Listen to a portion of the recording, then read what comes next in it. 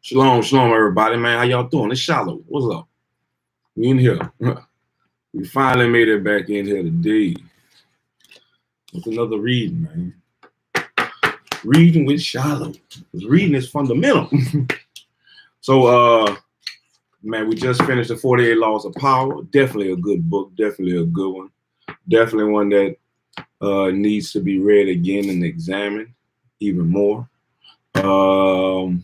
But today, we got Sister Shahrazad Ali's book, or Dr. Shahrazad Ali's book, The Black Woman's Guide to Understanding the Black Man. Man, we're going to get into this one, man. We're going to get into this one. So, she got a couple of more books.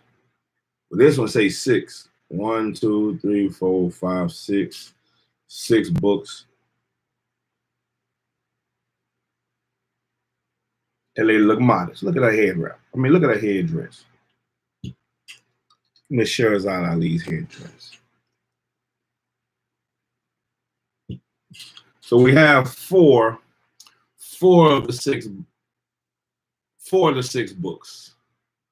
I got The Black Man's Guide to Understanding the Black Woman, The Black Woman's Guide to Understanding the Black Man, which we're going to read. Things Your Parents Should Have Told You. I have that one.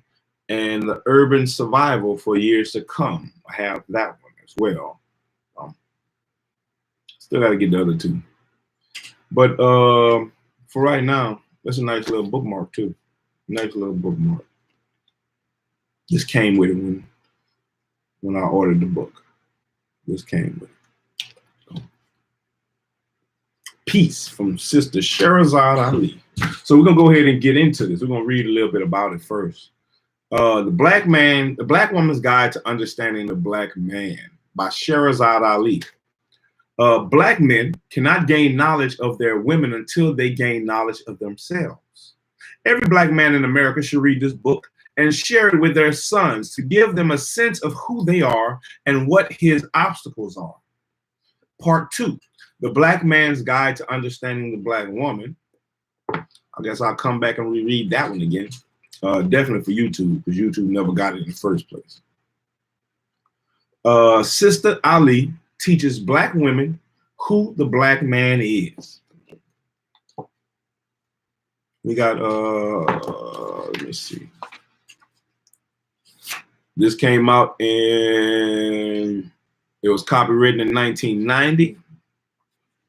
So whatever we read is coming from the 90s, baby, or, you know, around that time period.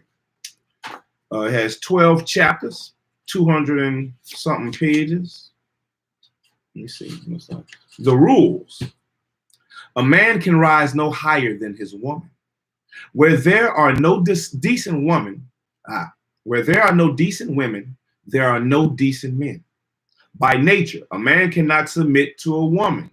The black man is the original man. Forward.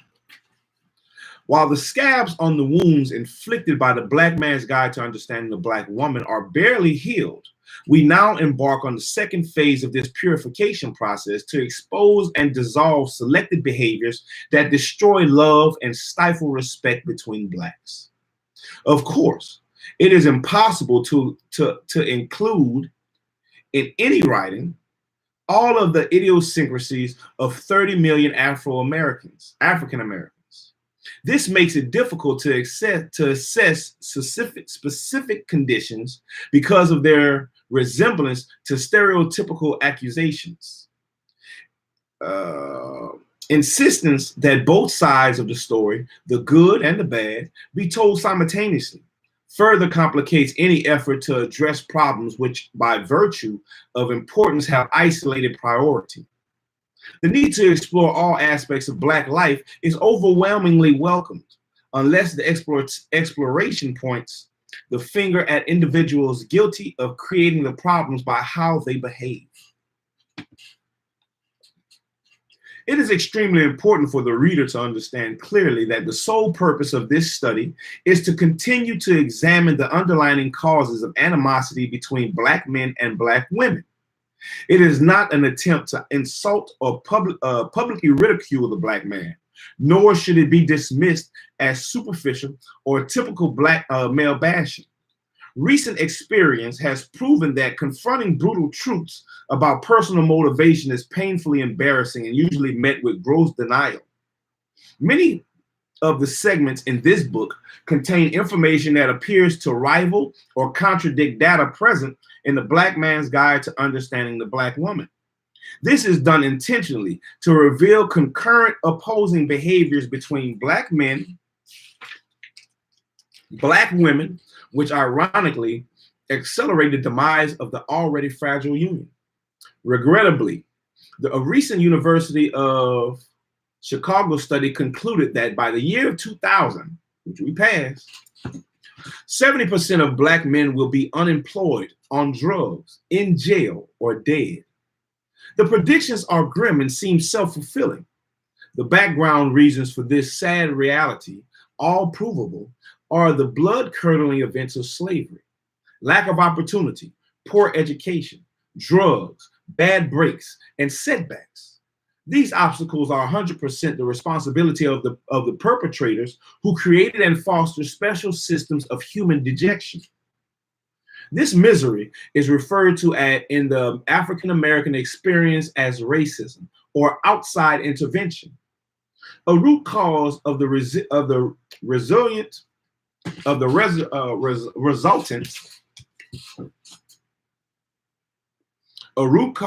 resultant discontent inside the tattered community is the disorganization of the shattered Black family.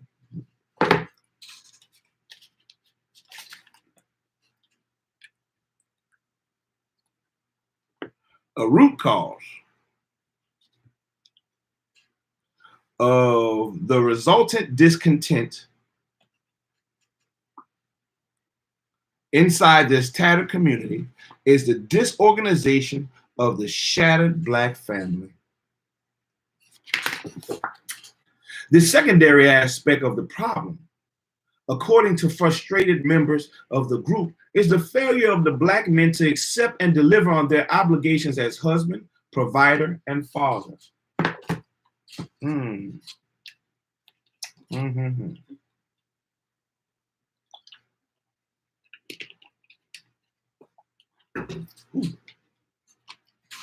Decidedly, the Black woman has failed miserably on the home front.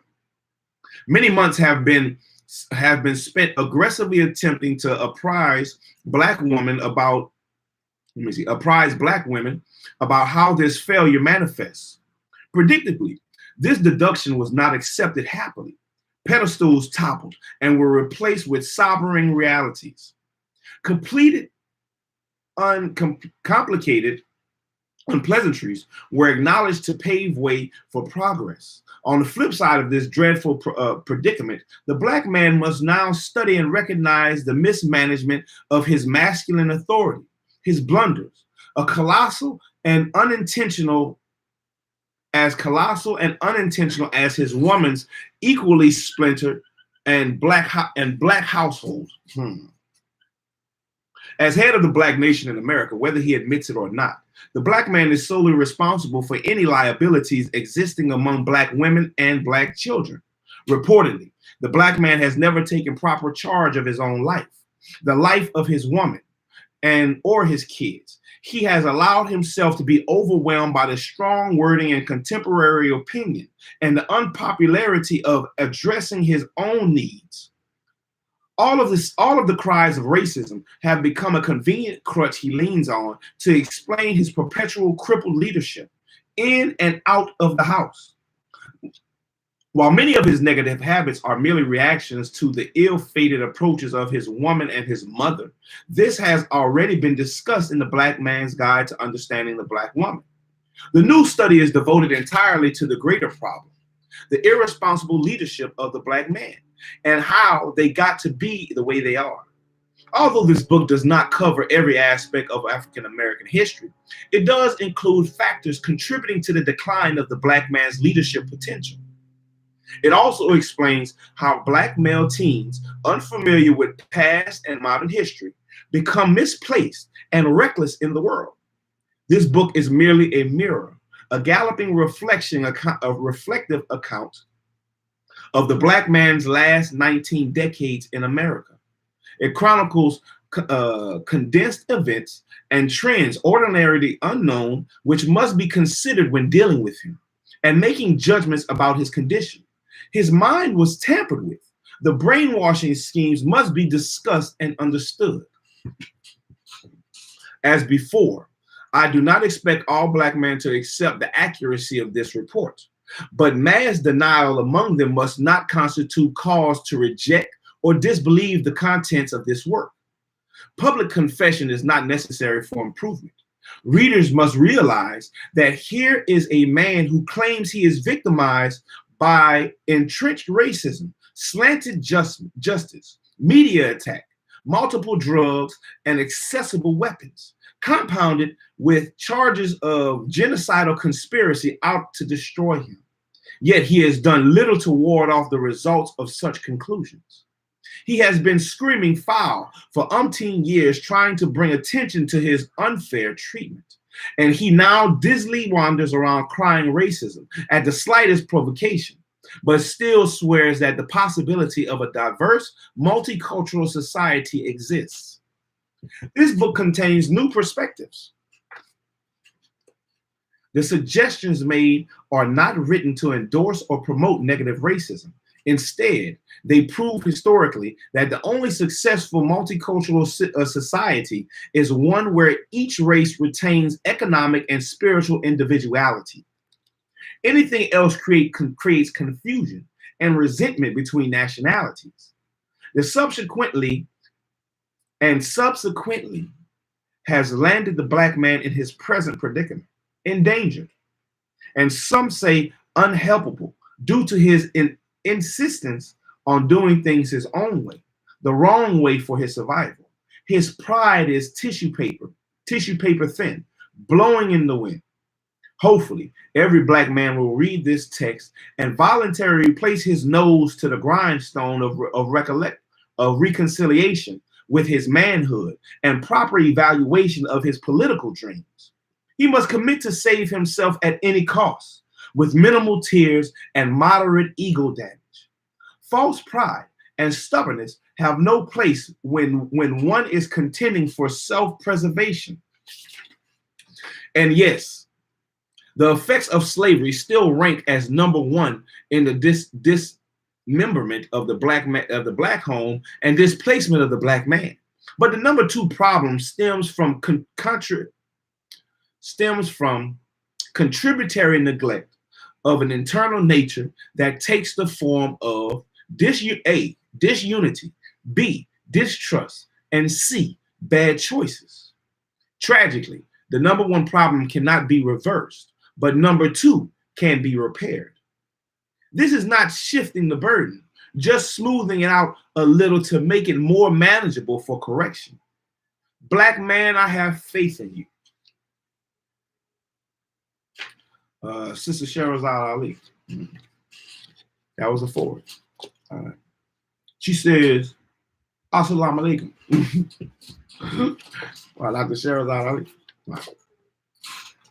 Chapter 1, the first part, babyhood and puberty. What's up, my boy? Come on.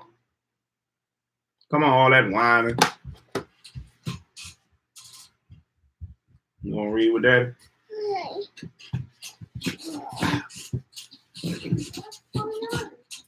None.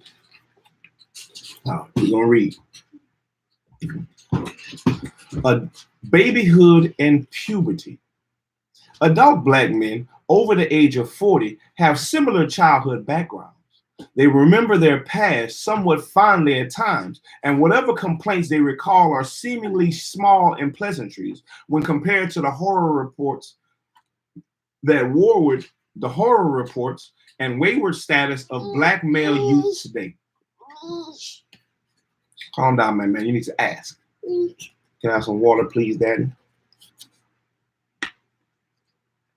The majority of them were taught proper table manners, how to behave in public, respect for elders, the importance of attending church, neatness, household chores, control of his mouth, to be nice to girls, to fight only if aggressed, the value of education, modest goals, moral convictions, obedience to parents, reasons to reject alcohol and tobacco, and why they shouldn't talk back. As a small boy,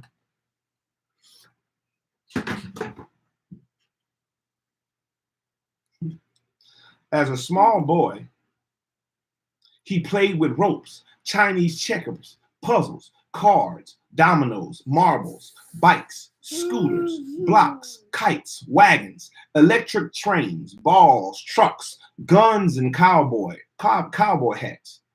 His make-believe heroes were Superman, G.I. Joe, the Lone Ranger, and Tonto, the Cisco Kid, Batman, Zorro, Roy Rogers, and Davy Crockett and Daniel Boone. I remember a lot of them. He learned of them from comic books. Let's say chapter 1. Yes, sir. He learned of them from comic books, television, radio programs. Yes. Radio programs. He was aptly entertained by Howdy Doody and Pinky Lee. That's chapter 1. Chapter 1. In the front. What that? What that? Yeah, that's right. He was aptly entertained by Howdy Doody and Pink Lady. He read Snow White, Little Red Riding Hood, Goldilocks and the Three Bears, The Three Pigs, and a host of nursery rhymes like Hickory Dickory Dock, Little Miss Muffet, Humpty Dumpty. What that? I'm not sure. London Bridge and Jack and Jill. Television showed him moving pictures of Superman, and he watched Father Knows Best, Ed Sullivan, Ted Mack and Amateur Hour, Beat the Clock, The Price is Right, Queen for a Day, Alfred Hitchcock, Roy Rogers and Dale Evans, Topper and Perry Mason. He heard other stories about Paul Bunyan and John Henry. Included in his visuals were other shows, all featuring brave, handsome white male performers with glamorous female starlets, mostly with long yellow blonde flowing hair and sky blue eyes. He committed her features to memory. We're reading. Yes, sir, we're reading. He committed her features to memory, and she was the first woman he drew a picture of in school. He loved to go to the movie theater to see gangster, western, and war flicks. Tarzan was Bwana, the king of the jungle. Every action, every emotion, attitude, or moral judgment was demonstrated for him on the big screen, in black and white or color cinematography, with every situation featuring Caucasians conducting their business and social affairs. Lana Turner, Doris Day, Dina Shore, Marilyn Monroe, and Debbie Reynolds were just a few. Rock Hudson, Elvis Presley, Troy Donahue, and Clark Gable premiered as the top male actors. If the black man saw himself on TV, it was as the cook, the waiter, shoe shine boy, dishwasher, baggage carrier, car washer, maid, or babysitter, always in the employ of wealthy whites. You can't reach what?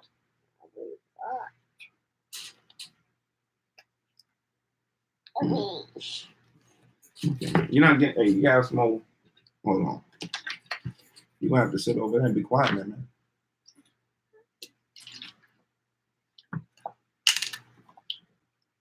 Ooh.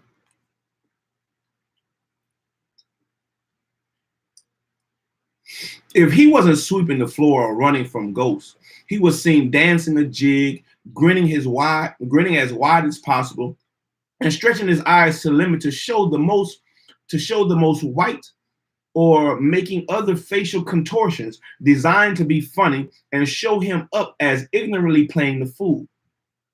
Some played in big bands and grinned along with the music, but never spoke. He may have had the rare opportunity to see a Raisin in the Sun, Imitation of Life, Rochester on the Jack Benny Show, Amos and Andy, and the Kingfish, Carmen Jones, or Green Pastures, or Stepping, Fetching with Shirley Temple. Fetch It with Shirley Temple. He did not seem to wonder why he wasn't featured in key roles in the movies or on TV.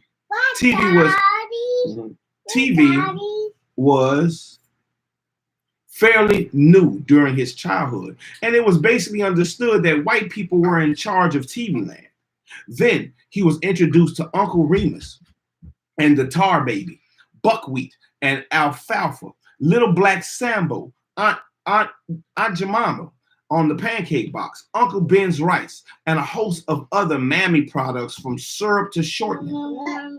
He was aware of many outside influences that did not look like him, but his life had structure and his community was in agreement on certain behavior codes and in-home values.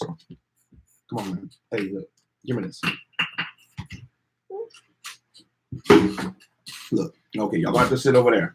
Go sit over there on that. I'm not gonna. Go sit over there, DJ.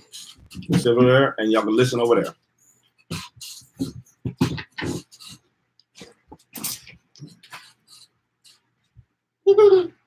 In the South, the differences between him and other races were more pronounced, and he was instructed and reminded with public signs that not only was he unalike, but he had to move about in the world carefully.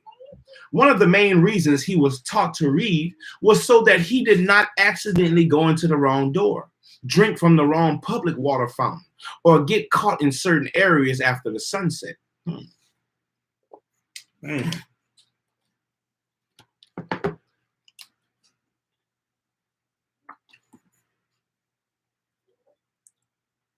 Those are called sunset towns. Sunset towns down here. One of the main reasons he was taught to read was so that he did not accidentally go into the wrong door, drink from the wrong public water fountain, or get caught in certain areas after the sunset. His mother taught him to fear and be extra polite to whites as a way to protect himself. That's still going on today. And she warned him of improper conduct, especially around white women and little white girls. He was taught to lower his eyes and never look them directly in the face, to remove his hat when addressed by them, and never walk too close behind, beside, or in front of them, lest he be charged with being disrespectful. There was a penalty that went with disrespecting a white woman, so he must always keep his distance. He was warned that even an accidental glance could cost him his life. His parents and grandparents advised him to be friendly, smile, helpful, and do what he is told to do. Use good manners and be proud of whites recognizing him and approved of his work. Hey, y'all stop. I already told you to stop. What did I tell you to do? That's right. So get up there and sit down, son. I'm glad you're listening. I'm glad you're listening. You're listening and you're remembering. And I'm glad for that. You got to keep doing that. But you need to do what I tell you to do the first time. You understand? Yes, sir. That's what's up. We're going to work on it.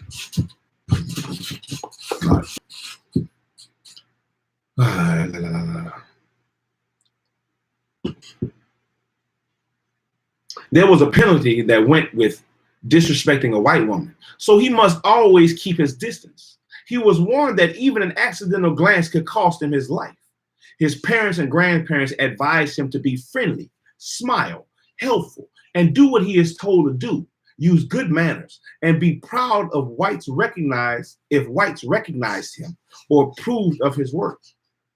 He was educated in a mode of behavior to save his life. He eventually heard stories about what whites did to blacks if they were in the wrong place at the wrong time. They still do it. They still do it. But he was not bored because blacks had their own sections of town and recreation outlets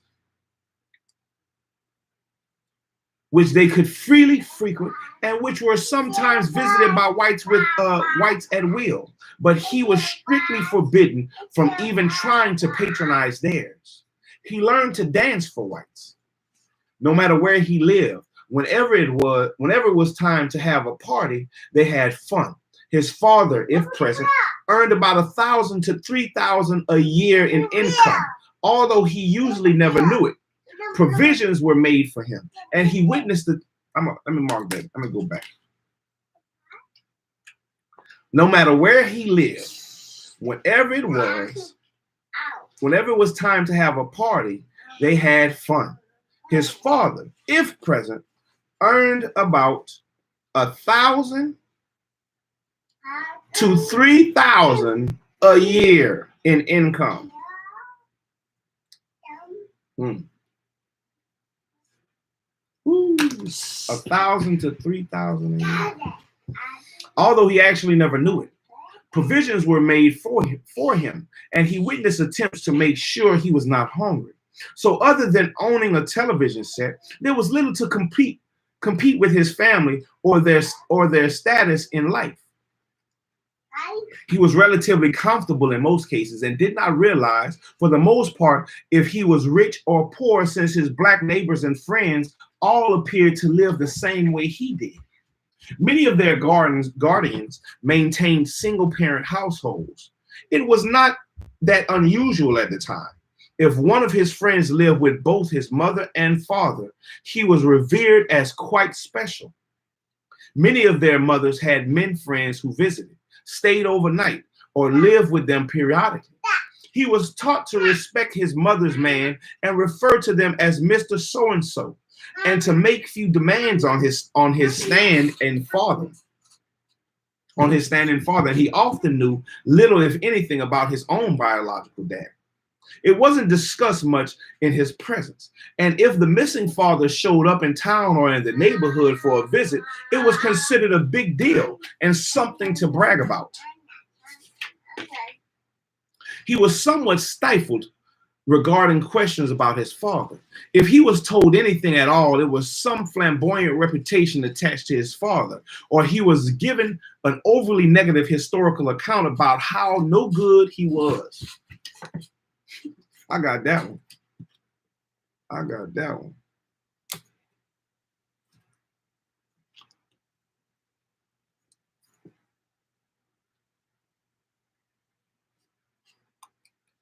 He was routinely shipped, especially during summer, either to the north or down south to visit with relatives, where the house rules were the same, and if he did something wrong, the whipping hurt just as bad.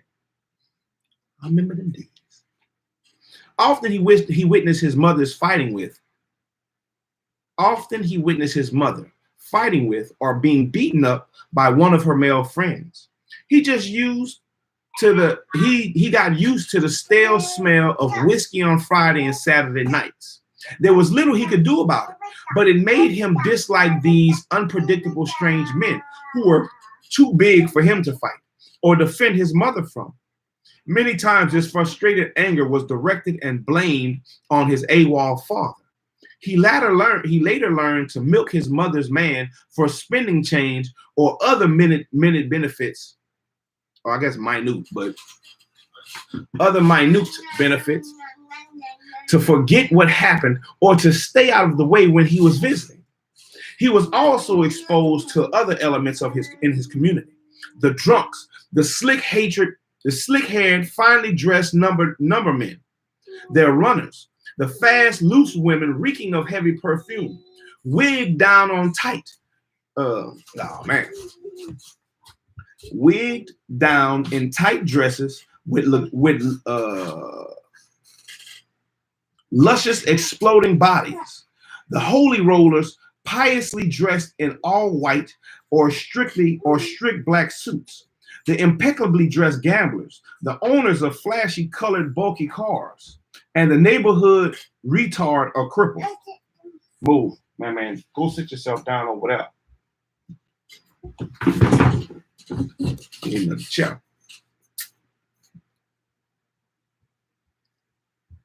He knew a little about everybody's business, just as they knew about his. Many of these images struck him as exciting and representing fun and freedom topped with money. He would listen hard with the grown-up when the grown-ups talked so he could learn about the fast life and community gossip. If he got caught listening, he could count on getting whopped in the mouth and sent outside out of earshot. Even if he did not live around such characters, he heard about their existence, and they were role models of a sort and helped him have good dreams of growing up and wearing fine clothes and being successful in the street life, cool without working hard. Much of the reality of life between men and women was kept from him. He learned certain things about sex in whispered conversations among his friends. Getting a kiss was considered a big thing. Grown-ups kept grown-up things out of his face, private. I don't do that no more. Grown-ups kept grown-up things out of his face, private.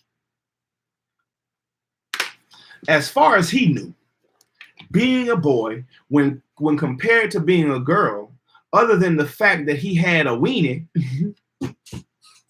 and she had a poontang,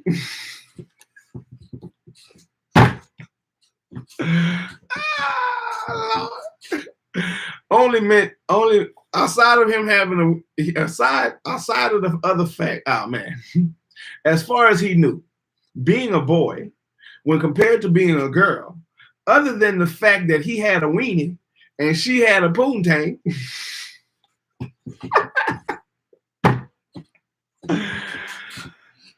only meant that he had to do heavier chores around the house, take out the trash, run errands, carry large packages, stay out a little later, and he could travel further away from home on his bike or by foot.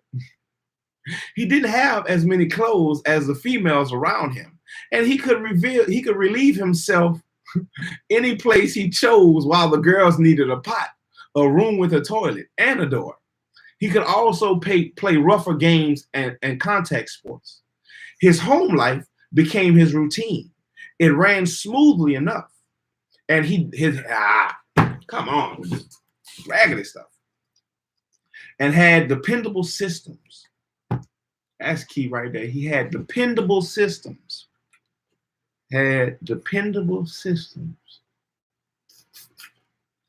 He always saw his mother going to and coming from work, food shopping, cleaning house, paying bills, cooking, negotiating with store vendors, participating in church, praying on her knees at home,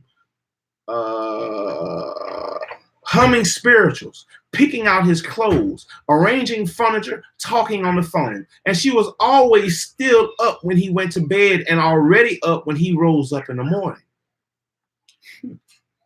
Hey, that's a big one too. Already up when he rose up in the morning.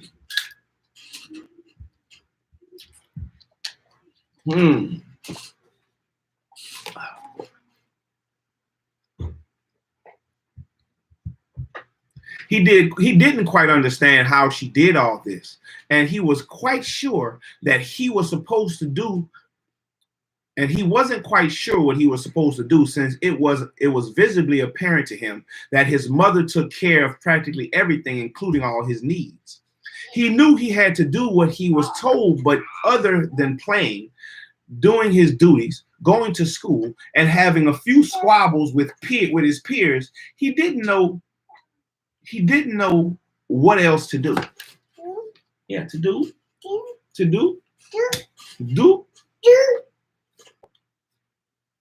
If he was really poor, he learned early to be ashamed of his condition. He never liked being different, because being different kept him from having certain things and feeling good about himself. The toys or games he wanted were usually attached to the value of them placed on him by others in his peer group. Many of their mothers were on welfare or some kind of public assistance, received a type of food stamp coupon, and predictably ran out of money and food before the end of the month came. Hey, hell no. Do you want to drink some? If you want to drink some, drink some. Don't be backwashing and spitting water back in my water.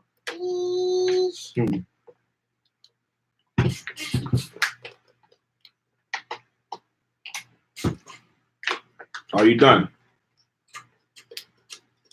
Check out my top, please. Oh man. Thank you, son. Now you go sit down. There you go.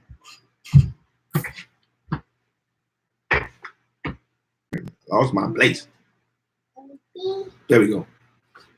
Many of their mothers were on welfare or some kind of public assistance, received a type of food stamp coupon, and predictably ran out of money and food before the end of the month came. Welfare checks traditionally arrived on the first day of each month and always generated much activity and bustling excitement in the area. The check amounts varied from about $12 a month to about $200 a month, depending on the number of dependent children in the household, north, south, east, or west. Because of the strict stipulations set up by the government in order to qualify for welfare, he often confusingly witnessed his mother hide an appliance, the telephone, a radio or TV set, a record player, etc., or any item the visiting generally white social worker might deem as an extra and reason enough to reduce or cut off the welfare support check. The worker's attitude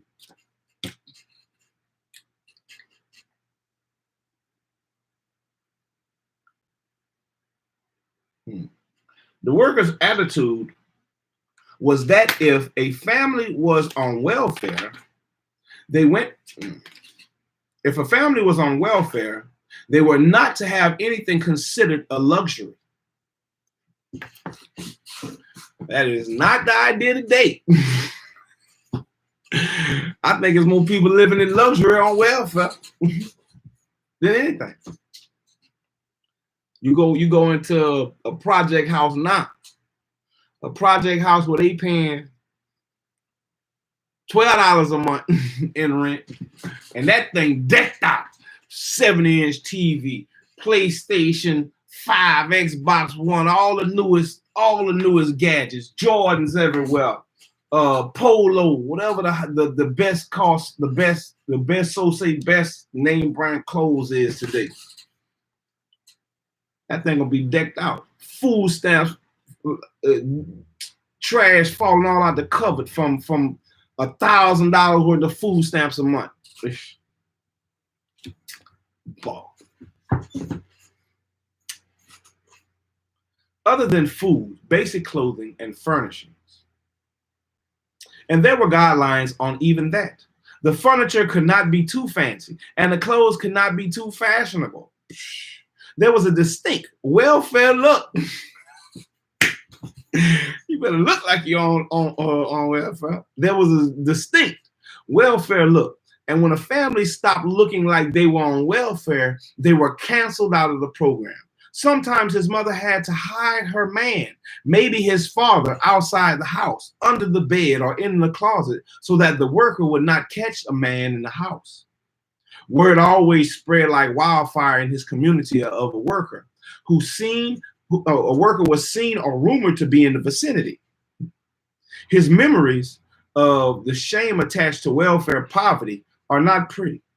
The more industrious ones ran errands for the neighbors or shop owners, carried groceries, swept steps, emptied trash, or sold newspapers to provide themselves with spending money. He was highly motivated to get his hands on some change, and selling soda bottles was not out of the question at 2 cents or 3 cents per bottle refunded. I used to do that. Cans and stuff. Picking up cans out of ditches. Earning enough money to buy an ice cream cone, some penny candy, or go to the movies was sufficient to boost his pride. Little discussion of his future or the kind of work he would do when he grew up occurred. If he lived with both his parents, things tended to be considerably better.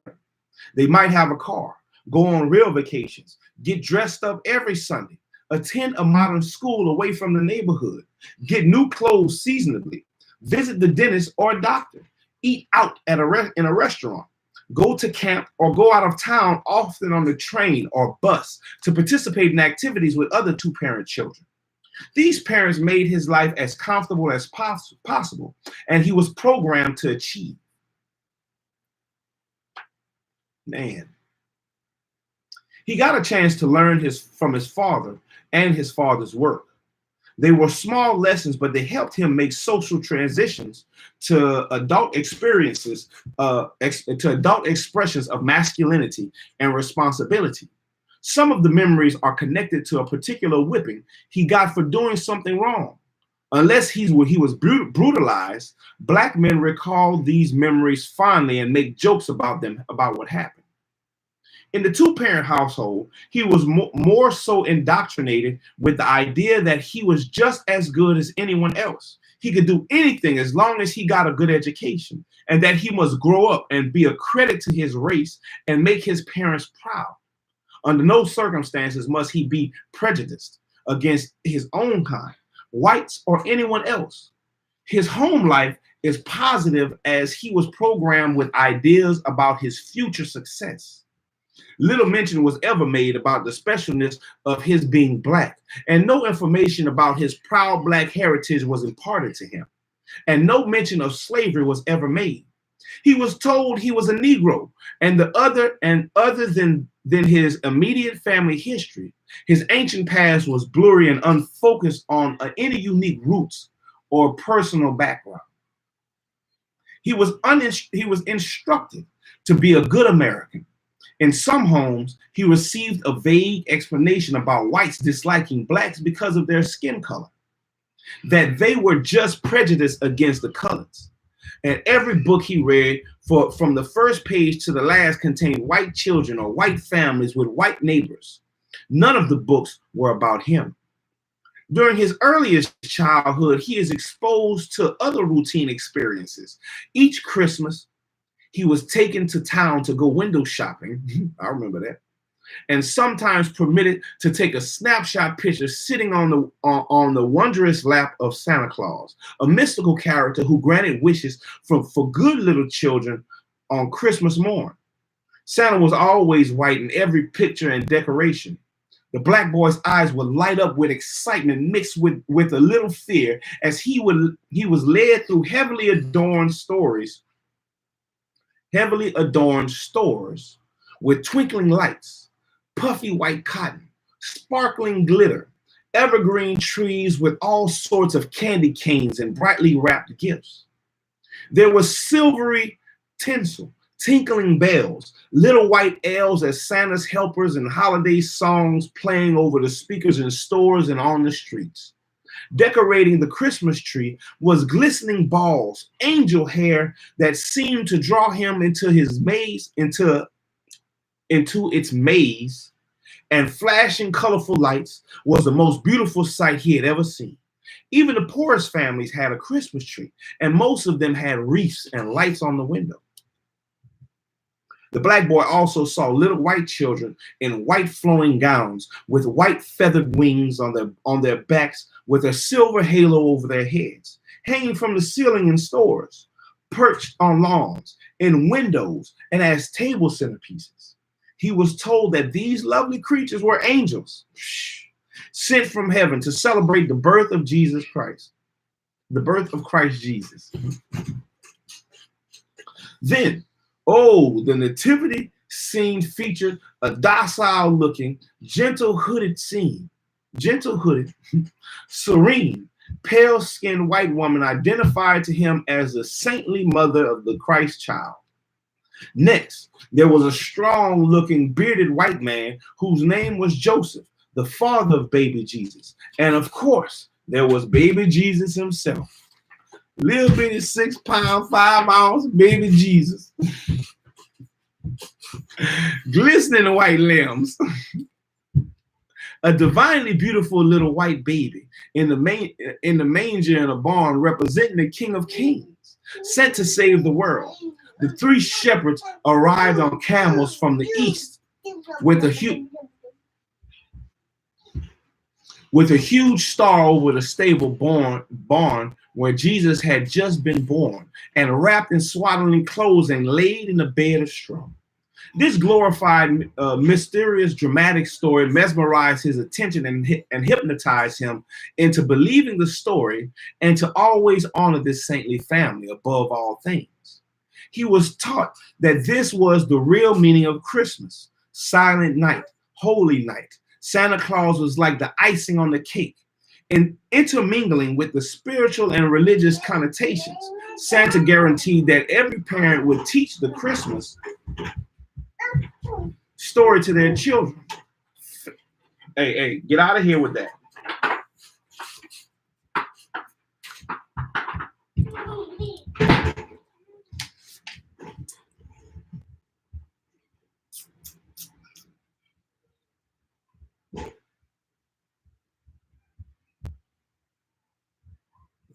Faith and fun.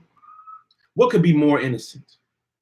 Santa and his elves, a fat, jolly old timer, also called Saint Nick, enjoyed a reputation of being always smiling, kind, and good-doing white man the black boy had ever met. Santa, for many years, was allowed to take the credit for gifts of happiness to him. Presents and toys purchased with hard-earned black dollars, even going into debt, was attributed to the beneficence and goodness of the jolly old white man in a red suit with a white beard who traveled in a sled that flew across the sky, pulled by reindeer, led by Rudolph with a shiny blinking nose. It was suggested to the black boy that he put out cookies and milk that Santa would eat them during his visit, after he tumbled down the chimney to put gifts under the tree. Tumbled, huh? For many years, the black boy believed this story, and by the time he was old or found out on his own that Santa was just a fairy tale made up to entertain him, the black boy had spent many a night dreaming about Santa and swooning to the words of "'twas the night before Christmas." He was very susceptible to imaginary heroes who treated him good. Every black boy in America was taught the same two aspects of Christmas: Christ Jesus' birth and Santa Claus. Being so impressionable, he believed the people he trusted and trusted the people he believed in: baby Jesus and Santa Claus, and his mother, who endorsed them both. Whew. My butt hurt from sitting in this chair, man. I can't wait till my new one. At another time of the year, he was introduced to Valentine's Day, a day he is told means love. This love was best expressed with a red-shaped symbol to replicate the heart, which is sometimes pierced with an arrow looped across it, or accompanied by one or two chubby little white babies called cherubs. The cherubs had a tiny bow and arrow, which they were able to shoot into the heart of couples to make them fall hopelessly in love with each other. The heart became his idea of love. He was never told who St. Valentine was, and his parents, he was never told who St. Valentine was.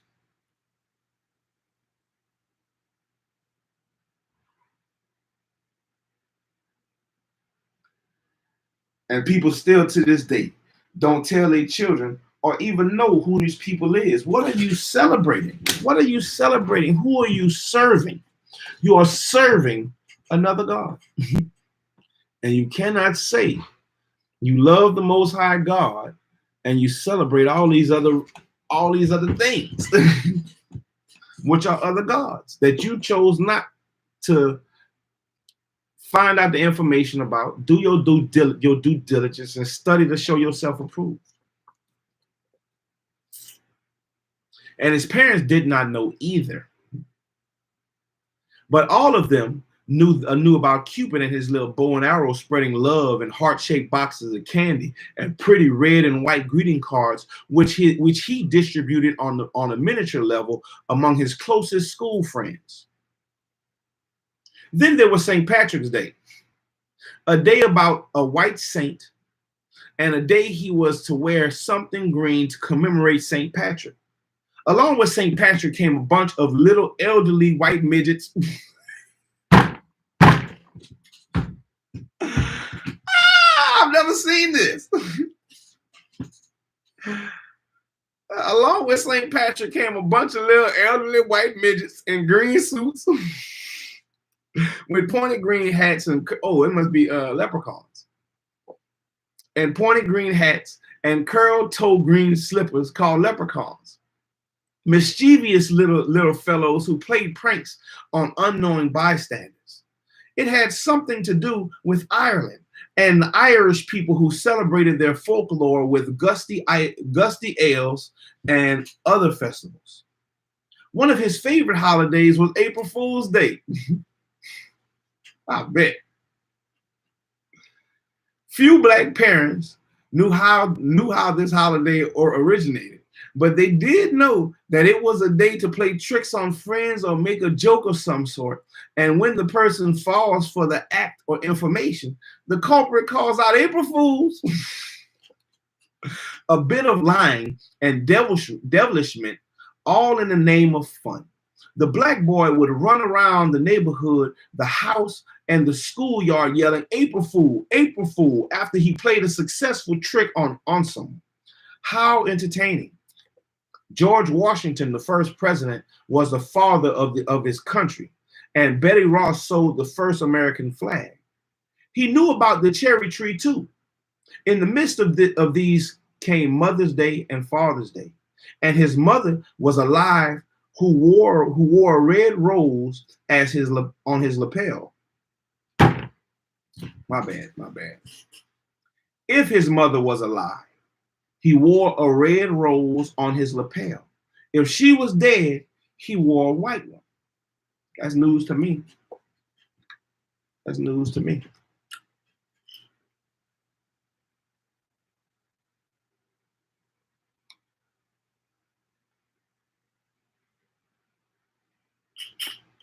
This procedure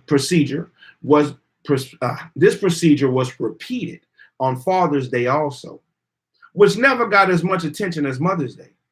Throwing in Groundhog's Day, Veterans Day, Labor Day, and May Day, the next major holiday he was taught was Thanksgiving. Blessed Thanksgiving decorated with colorful fall leaves and beautiful fruits and vegetables protruding out of the horn of plenty, kind of like a basket shaped like a long funnel. Thanksgiving was explained to him as the day when a small group of friendly white settlers came to America and sponsored a big sit-down dinner for the native Indians and taught them how to bake bread, set a table, and eat pork. This represented the exchange of goodwill between the whites and the Indians and their agreement to share cultures with each other. The multicultural festival. This grew to include donating gifts of food for the less fortunate. The first Thanksgiving was described as the merger and a peaceful unification initiated by whites. He was taught a great deal of detail about the European pilgrims, but given only superficial notations on the Indians. Plus, he knew the Indians were not really the good guys because in the movies, the Indians always wanted to fight and kill off the settlers, and he loudly cheered when he heard the familiar trumpet sound of dum-tiddy-dum-tiddy-dum-dum-dum as the organized white troops charged in to kill the Indians and defend their fellow immigrants. You know, so that means the Indians back in that time would be considered terrorists or Al-Qaeda. The Indians were what do you call them? This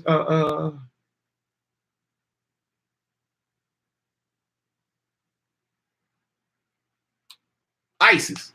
The Indians was ISIS because the Indians was only doing the same things that ISIS and the people in the Middle Eastern countries are doing. They were trying to get the white folks off their land.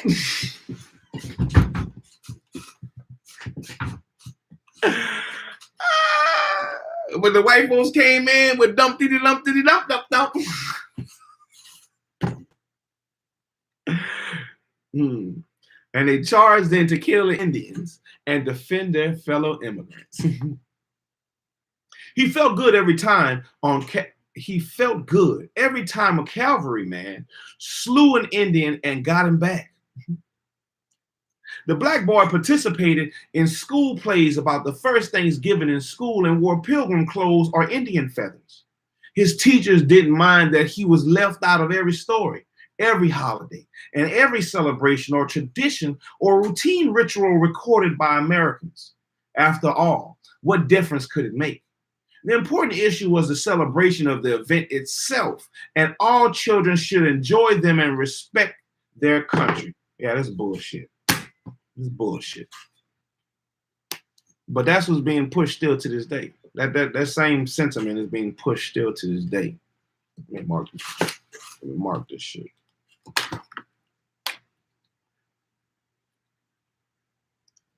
Because that's the question we get. After all, what difference does it make? The important issue was the celebration of the event itself, and all children should enjoy them and respect their country. Man, get out of here. Get out of here with the nonsense. The 4th of July was special to him because it signaled a picnic, nighttime fireworks, and celebrations at school.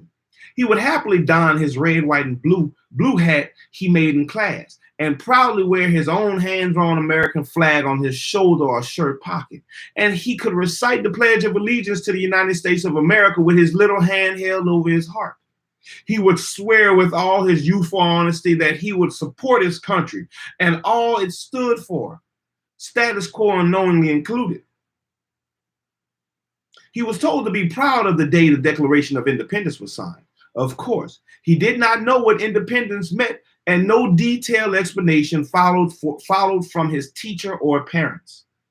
At home, the 4th of July took on a lesser patriotic meaning and featured barbecued pork ribs, hot dogs, burgers, potato salad, cakes, pies, baked beans, and maybe even some homemade ice cream. Ooh, that sounds like, outside the ribs, man, that sounds like a good barbecue, man. They doing their thing. He loved the firecrackers, the happy sparks of Twizzlers, and the fiery blasts of cherry bombs, the colorful parades with balloons, and all were the most fun of all. On Easter, he knew he would probably get some new clothes, get dressed up, go to church, walk around downtown, and at home showing off his new threads. He might attend a movie, go to a carnival or amusement park, take a long exploring bus ride with his past, and eat a snack while out. He was taught in church and at school that Easter is the day that Jesus rose from the dead, 3 days after he was killed on the cross the previous Friday, Good Friday.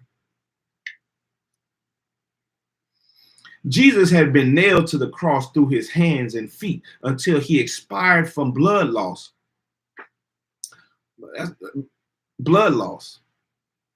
and unbearable pain.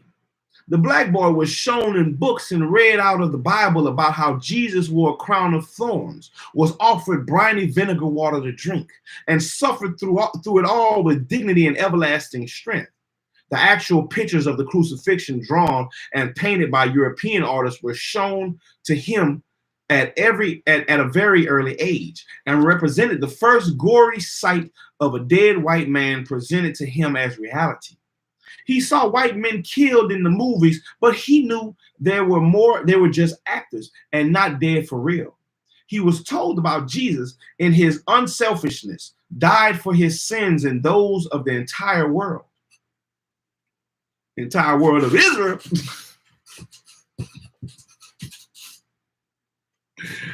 Easter was the first holiday in which the black boy learned more about religion, and also was the first occasion that he got a chance to hear God speak. There were always TV, Easter specials, or movies at the theater depicting the death of Jesus. In the movies, God was always portrayed as having a big booming baritone voice that thundered from behind the clouds of sun. God always spoke to make vibrations in the air and cause fear every time he talked to earthlings. The big God in the sky was invisible. He could recognize Jesus, Mary, Joseph, and the disciples by sight, but it was a mystery to him as to whom God actually looked like, or as to what God actually looked like. So how would he recognize him? Church had taught him that Jesus really represented the Father, the Son, and the Holy Ghost. So they would all have to look alike. So Jesus, the slender white male with a pale, brooding eyes, shoulder-length, thick brown hair, and keen nose, was also God.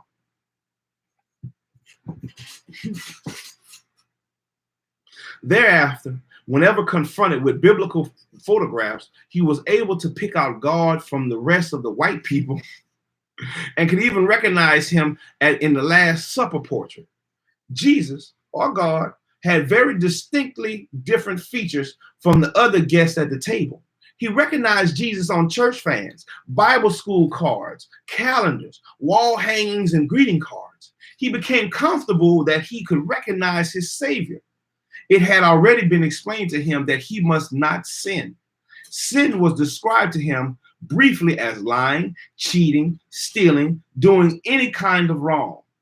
And that'll be the answer that people give. Doing any kind of wrong. Anything you do wrong is sin. Drinking, using drugs, sassing, staying out all night, not saying his prayers, not going to church, or being plain disobedient meant going to hell. The hell place contained every horrible image, every horror imaginable. It had everlasting scorching flames, fire that would never go out, a big boiling pot with smoke all over the room. In this hell place was another white man in a red scuba diving type suit with red horns on top of his head. He had a long tail with an arrow at the end of it and a permanent evil scowl on his face. This devil was designed to scare him into doing right, obeying the Lord and refraining from sin. Hell was not the place he wanted to go after he died. The stories about hell frightened him. The fact that hell was deep under